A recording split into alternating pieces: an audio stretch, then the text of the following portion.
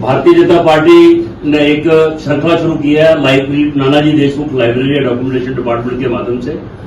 हर सप्ताह में एक हमारे जितने भी आइकन रहे हैं जो हमारे जिन्होंने देश के लिए अपना जीवन समर्पित किया है, ऐसे लोगों को हमने दर्शाना शुरू किया है ताकि हमारा यूथ जो मोबाइल देख के टाइम पास करता है, कम से कम अगर ऐसे शख्सियत को वो देखेंगे जगेगी। तो इसलिए ये काम भारतीय जनता पार्टी ने एक स्टार्ट किया है। तो उसी श्रृंखला में आज हमने हमारे भारत रत्न स्वर्गीय श्री अटल बिहारी वाजपेयी जी के अपने जीवन में परिवर्तन लगाएं और अपने जीवन को भी सुधार करें और देश के लिए कैसे कैसे इन लोगों ने काम किए हैं ऐसे तरीके से अपने आप को समर्पित करने की प्रयास करें। तो आज हमने इस श्रृंखला में इस बात को रखने के लिए हमारे बीच हमारे सीनियर नेता श्रीमान चंद्रमोहन शर्मा जी, उनको राय करता हूं कि अटल बिहारी वाजपेयी जी के जीवन के ऊपर वो उनकी जीवन लीला हमारे यूथ को दर्शाएं ताकि यूथ इंस्पायर होके और एक अच्छी जीवन की अपनी भी शुरुआत करें। श्रीमान चंद्रमोहन शर्मा, ये बड़ी सराहनीय है। लोगों को हमारे नेता और हमारे महापुरुष उनके जीवन से प्रेरणा मिलती रहे, ये बड़ा अनूठा और बड़ा अच्छा प्रयास है और मैं समझता हूँ कि इसका लक्ष्य जो है वो पूरा होगा। आज हमें श्री अटल बिहारी वाजपेयी जी जो हमारे प्रधानमंत्री भी रहे, हमारे नेता रहे, जो हर किसी के दिल में ठहरे हुए थे। अटल जी बड़े अच्छे उच्च कोटि के कवि में मिले, राजनीति के साथ साथ कवि वाला हृदय था उनका, संवेदनशील हृदय था, इसलिए हर चोट पर वो कविता बोल देते थे। तो वहाँ 1924 जन्म हुआ, वो मध्य प्रदेश में होता था, बाद में हाथरस यूपी में आ गया।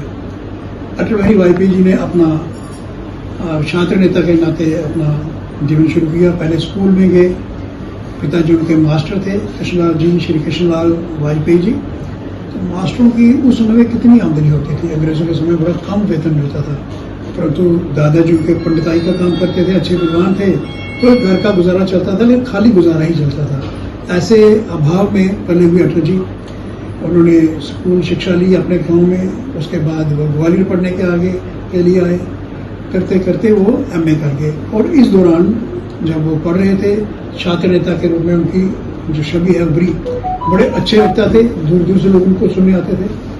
फिर उन्होंने लॉ में एडमिशन लिया आगरा में। लॉ में एडमिशन ली तो तब तक उनके पिताजी श्री कृष्ण बिहारी वाजपेयी जी रिटायर हो गए थे, उन्होंने भी लॉ में एडमिशन लिया और दोनों बाप बेटा एक ही कमरे में हॉस्टल पे रहने लगे। पिताजी ने लॉ कर लिया, इनको बीच में इनका शौक बदल गया और ये जर्नलिज्म में आ गए, पत्रकारिता में। आपने सुना होगा नाम पंचजन्य, आपने नाम सुना होगा स्वदेश, ये पत्रिका निकलती थी। उस पत्रिका का जो संपादन था अटल जी करते थे। इन्होंने लॉ को छोड़ दिया, LLB करना छोड़ दी, पत्रकारिता में इनका बड़ा नाम हुआ। तब तक जॉनसन बना, उससे पहले श्री हमारे श्यामा प्रसाद मुखर्जी जो थे वो कांग्रेस से तंग आ गए थे, कांग्रेस की हिंदू विरोधी पॉलिसियों के खिलाफ थे, वो हिंदू महासभा के अध्यक्ष थे। तो वो उन्होंने किसी वैचारिक मतभेद के कारण छोड़ दिया और वो इस तलाश में थे कि जॉनसन, या तभी जॉनसन का नाम नहीं था, कोई ऐसे कांग्रेस का विकल्प कोई सियासी पार्टी निकले। तब तक उन्होंने संत गुरु जी आदरणीय गोलवलकर जी से बात की और जॉनसन की स्थापना हुई, पहले अध्यक्ष मुखर्जी बने। अटल जी को कहा, अंग्रेजी बोलते थे बहुत ज़्यादा, हिंदी काम आती थी, उनको बदलाते थे। Atal, go back, tell the country that I have entered J&K state though as a prisoner.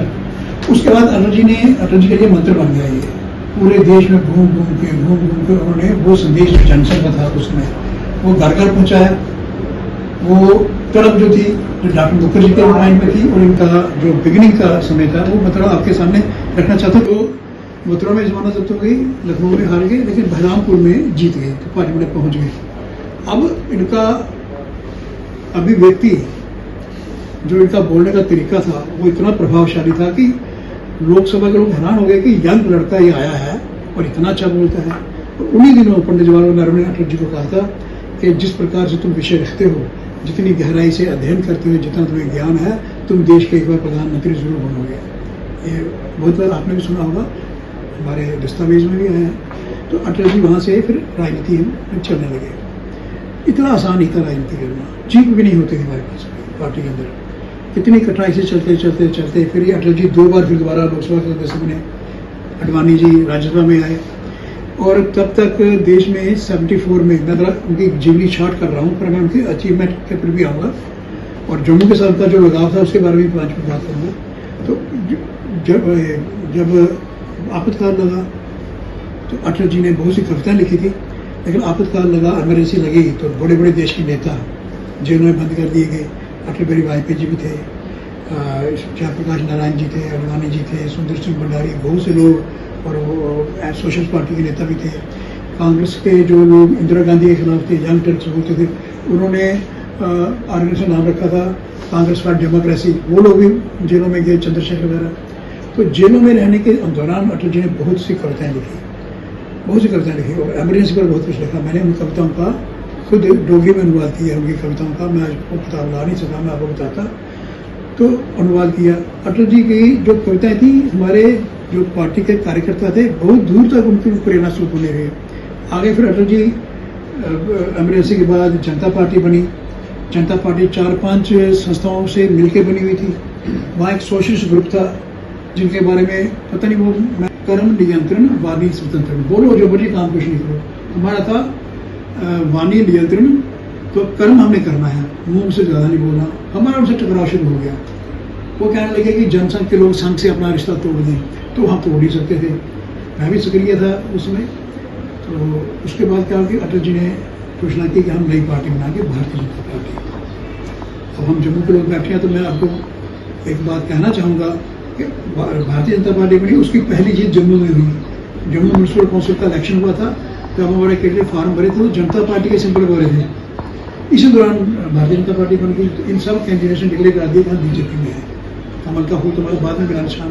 तो पहली जीत जो थी अटल बीजेपी के नाम से जम्मू म्यूनसिपल काउंसिल में हुई, और उसका जब रिजल्ट निकला था इस समय। तो ये थे आज हमारे चंद्रमोहन जी, जिनके द्वारा आपने हमारे अटल बिहारी वाजपेयी जी की जीवन यात्रा सुनी।